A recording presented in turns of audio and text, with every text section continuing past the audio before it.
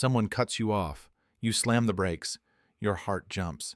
And before you even think about it, your hands are up, your mouth is open, and your brain is screaming, What the hell was that? It feels personal, like they targeted you, like they meant to disrespect you.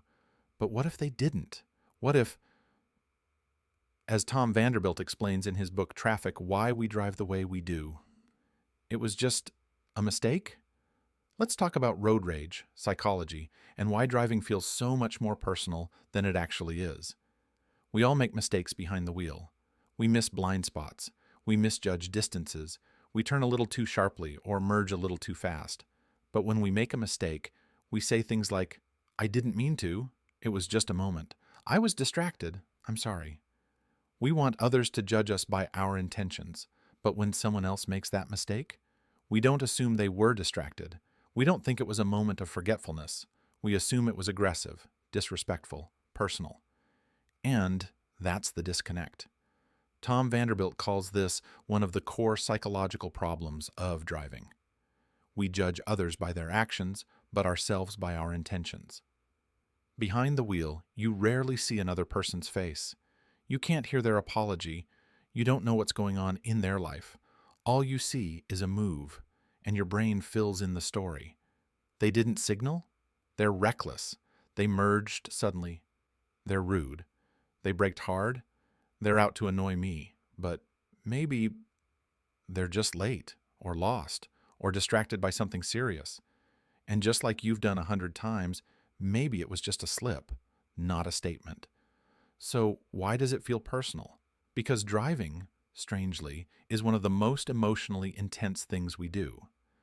In a socially anonymous setting, it's just you in a metal box, surrounded by strangers who all have the power to affect your safety, your progress, and your peace of mind.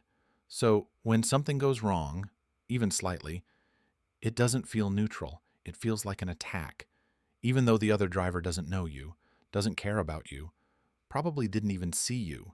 But your brain, it interprets that moment as you versus them. This disconnect between intentions and actions is the fuel for road rage. It's what makes people shout at strangers, tailgate aggressively, lay on the horn, or, worse, escalate to something truly dangerous. All because we believe we've been wronged. We take what's most likely a mistake and treat it like a threat. But when we drive with empathy, when we assume others have the same imperfections and blind spots that we do, we become safer, calmer, and better drivers. So what can we do about it? Try this. Pause before reacting. Count to 3. Assume it wasn't personal. Assume it was a mistake. Ask yourself, would I want to be forgiven if I did the same? The more we extend that grace, the less fuel we give to rage, and the more peace we create on the road. Because the truth is, most people aren't trying to ruin your day. They're just trying to get where they're going. Same as you. So the next time someone cuts you off, don't take it personally. Remember what Tom Vanderbilt says, we judge others by their actions, but ourselves by our intentions. That disconnect fuels road rage. But understanding it, that's how we stop it. Inspired by Traffic by Tom Vanderbilt. Like, comment, and subscribe for more real-life psychology behind the wheel.